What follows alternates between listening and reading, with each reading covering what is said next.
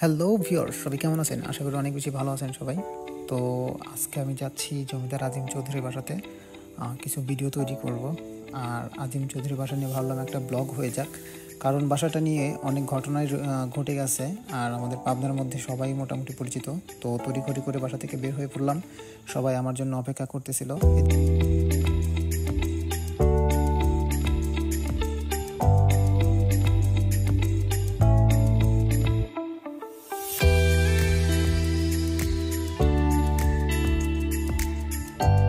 সবাই এক জায়গা হচ্ছি, ভাই ব্রাদার সবাইকে ফোন দেওয়া হচ্ছে, আরও যে আসে নাই। তো সবাইকে ফোন দিয়ে এক জায়গা করা হলো। এক জায়গা করার পরে দেখতেই পারতেছেন সবাই যার যার মতো ভাব নিচ্ছে, পোজ দিচ্ছে। সবাই দেখেন চমলক কভার মারে।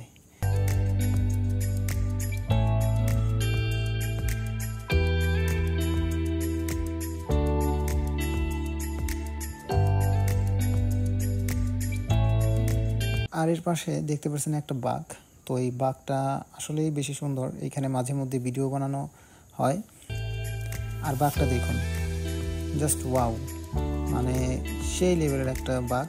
তো বাইক যারা রাইড করেন এরকম রাস্তা পেলে তো কোনো কথাই নেই, ধুমায়া টানেন, তাই না?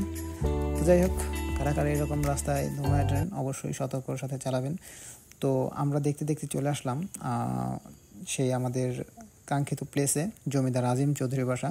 তো পাবনার জমিদার আজিম চৌধুরীর বাসায় জায়গাটা খুবই পরিচিত একটা জায়গা। আর এই জায়গাটা আসলে এই জমিদার বাড়িটা হয়ে উঠছিল কোনো না কোনো জিনের মাধ্যমে। যাই হোক, আমরা এরকমভাবেই শুনেছি। তো জিন দ্বারা নির্মাণ করা হয়েছিল এই বাড়িটা, অথবা জিনের টাকায় আর কি, এরকম আমরা শুনেছি। তো এর আগেও আমি এসেছি এইখানে, তো এসে আসলে ওইভাবে গেট পাইনি। তো এইবার আসার পরে দেখি এখানে গেট করেছে, গেট টেট করে টিকিটের ব্যবস্থা করেছে। যাই হোক, একটা ধান্দা খুলেছে আর কি, এটাই এলাকার কিছু লোকজন। তো যাই হোক, কিছু বলার নেই।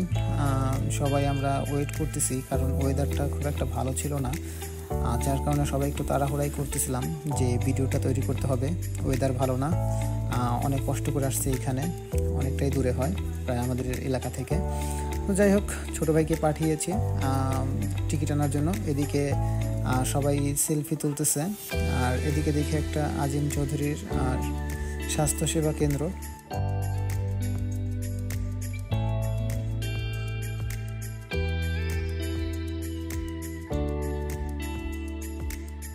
টিকিটের অপেক্ষা করতেছিলাম। এদিকে আমাদের কাউসার টিকিট আনতে গেছে, দেখা যাক। তো টিকিট আনার পরেই আমরা সবাই এক্সাইটেড, কারণ ভিতরের সেই পুরাতন বাড়িটা দেখার জন্য, আর যে বাড়ি নিয়ে এত রহস্য। তো সবাই তড়িঘড়ি করে দেখতে পারতেছেন, দর্শ হচ্ছে না আসলে, এরকমটা মনে হচ্ছে। তো যাই হোক, সবাই ভিতরে ঢুকতে না ঢুকতেই দেখি অনেক সুন্দর, দুই পাশে গাছ টাছ দিয়ে খুব সুন্দর করেছে পরিপাটি করে। আর নামার পরেই দেখতে পারতেছেন সবাই খুব দ্রুত আমরা যাচ্ছি, যে ওয়েদারটা ভালো না।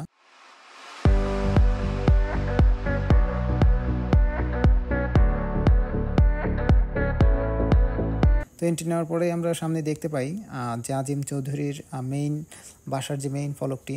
তো এইখানে নাকি আগের যুগে তখন এইখানে হাতি রাখতো, তো হাতি নাকি এইখানে বেঁধে রাখতো, এরকমটাই শুনেছি আমরা।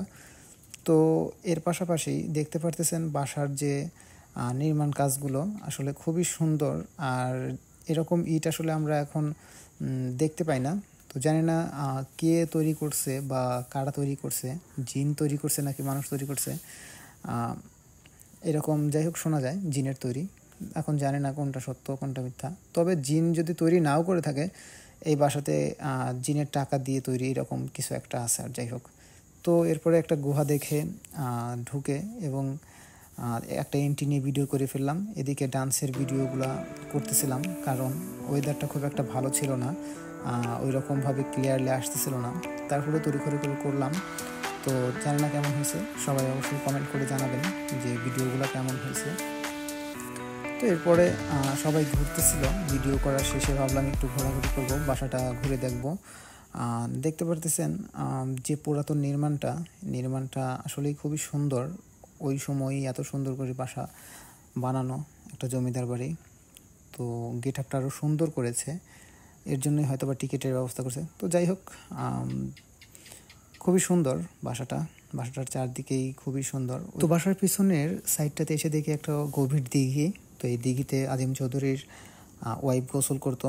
তো এটা অনেক সিক্রেট ছিল, এই পাশে কাউকে আসতে দিত না ওইভাবে তখনকার সময়ে।